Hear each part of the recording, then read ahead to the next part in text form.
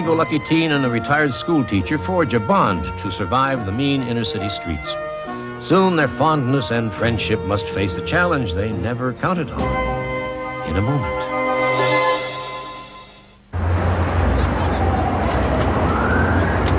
On these inner-city streets, dreams can die before they even get a chance to be born. It takes all the strength and determination a person has just to make it through another day. But sometimes, this is just the kind of fertile ground a miracle needs to take root and grow.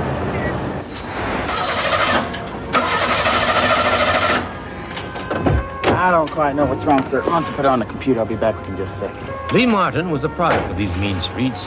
He stuck it out through high school, spent 4 years in the Air Force, came back and went to work in the old neighborhood. He struggled and saved for 12 years until he could finally afford a shop of his own. For Lee, marriage to his wife Marcella happened later than average. They were both into their 30s, which was why when Jimmy came along, he became the center of their lives. Hi, Pop. Bye, Pop. Hi, Mom. Jimmy! Jimmy, you just stop. Right here, right now. Oh, Mom, I'm on a tight schedule. Well, just stop and take a hug break. I haven't seen you since before lunch. I gotta go. I gotta separate Miss Mary after I finish her out. Oh, I gotta go. Young Jimmy Martin was carrying a B-plus grade average in school and inherited his parents' attitudes about hard work and personal effort. But the price of the American dream on the streets of the inner city had its daily risks and perils. But if there were jagged evils at the edges of Jimmy's life, there were also safe and happy havens like the home of Miss Mary Harris, age 82. Miss Mary had taught at the elementary level in the Dallas school system for almost 45 years before she retired. Never married, she called thousands of children her own, and her walls were covered with their pictures: business people, lawyers, doctors, janitors, ball players, and a rock superstar. Her kids. It's me, Jimmy. Come right on in here, young man. Have a seat right there, my boy. How was school today? It was all right. We had a test today, and I didn't do very well. I'm sure you did quite well. You always do. I've got something for you.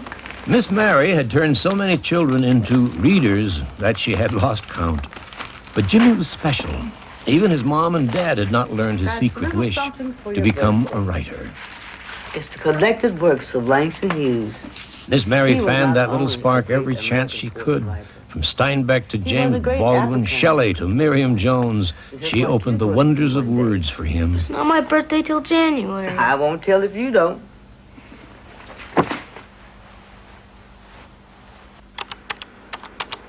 Marcella had started a mail-order business with a second-hand typewriter and a $100 loan from Lee.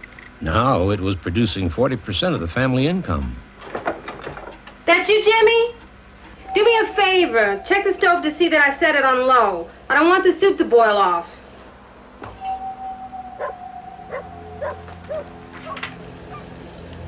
Jimmy! Jimmy!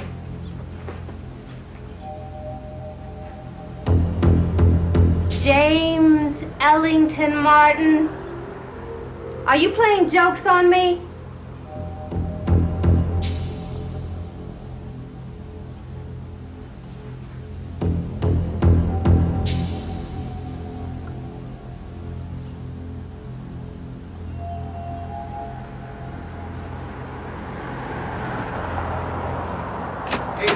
We're home. It's about time. Hi, Mom. Hey, babe. Hey, show your mama what you got. Miss Mary gave it to me. We're doing errands and stuff. You know, we're going to have to meet that lady friend of yours one of these days.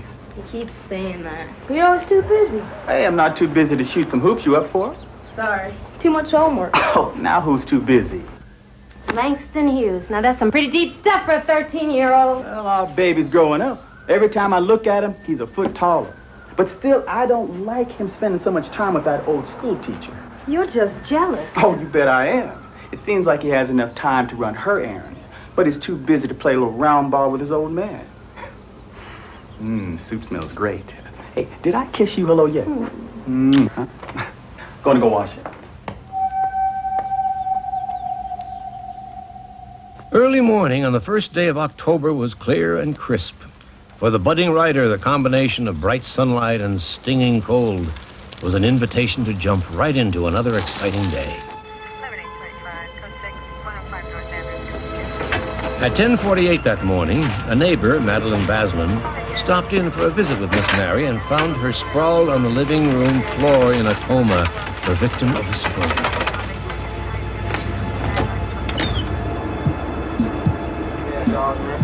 Hey, man, you stay up, man. Don't get into trouble. After school at 3:30, Jimmy was on the street again, off to begin his afternoon paper delivery.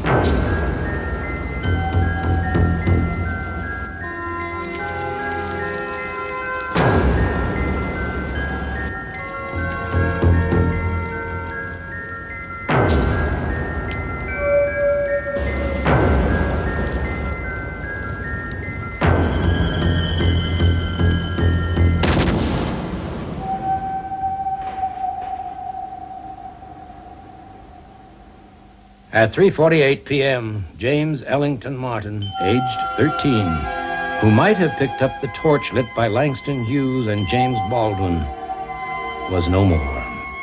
Only another cold statistic, another victim.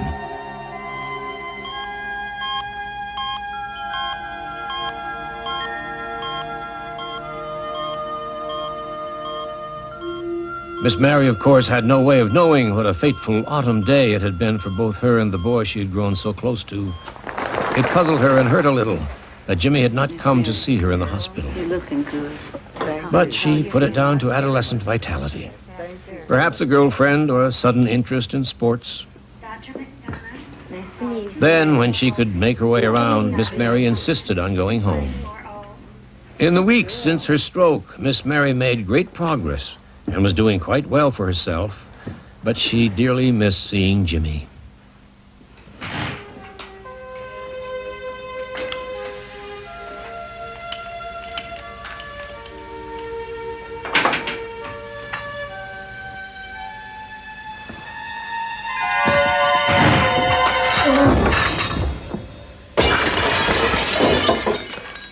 Miss Mary lay on the kitchen floor in great pain, unable to move, unable to save herself, while the leaking gas was making the situation deadlier and more hopeless with every passing moment.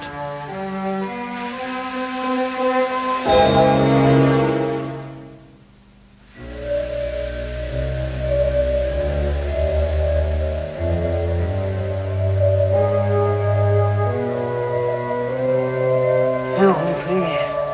Somebody help me. Somebody help me.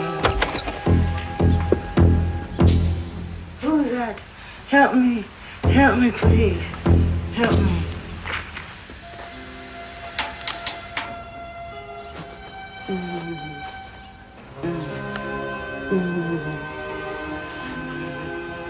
Oh, Jimmy. Jimmy.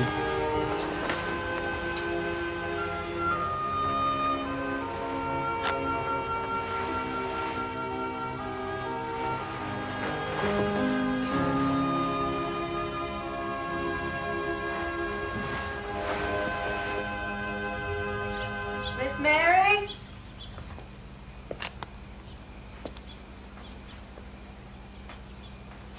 Miss Mary? Miss Mary? Miss Mary? What happened? Are you all right? I fell in the kitchen. Couldn't get up. The gas was on. But thank God Jimmy Martin came in when he did. I don't know who it was that came in, but it couldn't have been Jimmy. Us neighbors, we thought we'd wait until you got better before we say anything.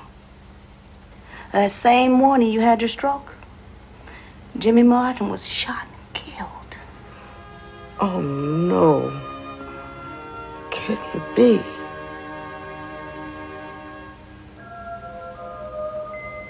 Months after Jimmy had been buried, the grief and the anguish continued to tear at the hearts of Lee and Marcella Martin.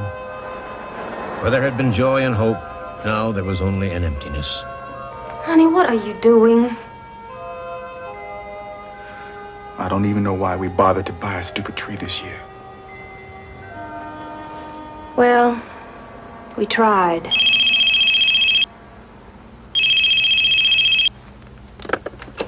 Hello?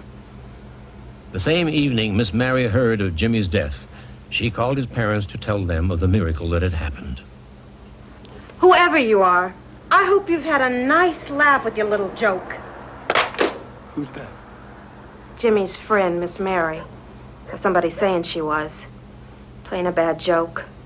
Said Jimmy was at her place today.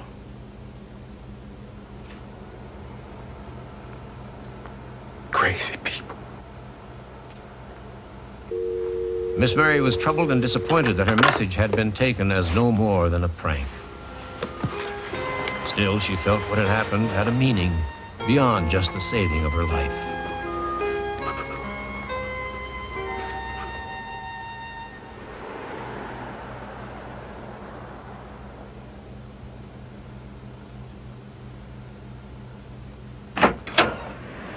Baby, I'm home.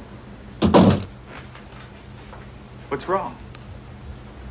I was getting together some of Jimmy's things for Goodwill. Had to do that the day before Christmas, huh? No wonder you're feeling down. That's not it. I found this Christmas present in Jimmy's closet. He put it away for Miss Mary. And I got this in the mail today. Although we haven't met, I feel I know you so well. I deeply share the grief of your loss. Jimmy and I grew very close. He became the grandchild I never had. And I believe for him, I was the grandmother he never knew. I have no explanation for what happened the other day. Your son came to me in that moment of need, and he saved my life. He may not be with us on this earthly plane, Mrs. Martin, but I know without question, his very real spirit is still here watching over us and spreading his love, just as he always had. Miss Mary, I'm Marcella Martin. This is my husband, Lee. We're Jimmy's parents. I'm so glad you came. Merry Christmas, ma'am. This is something from Jimmy. That dear boy.